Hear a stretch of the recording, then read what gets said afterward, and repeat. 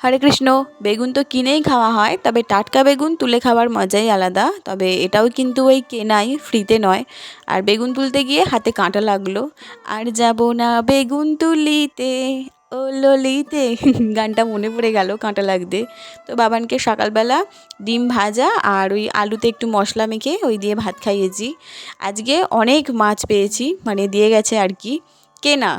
কিন্তু অন্য দিন চেয়েও পাই না, যেদিন দরকার হয় আর কি। তবে ওই যে অর্ডার দিয়েছিলাম, নিতে বাধ্য।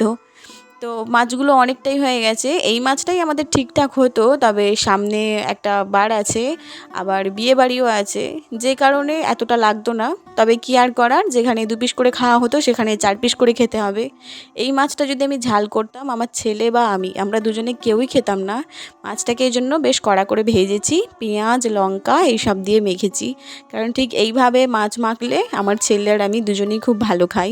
আর ভাত খেতেও বেশ ভালো লাগে। সাথে থোড়ে তরকারি করেছি আর এই মাছ মাখা। তো ভালো থেকো, রাধে রাধে।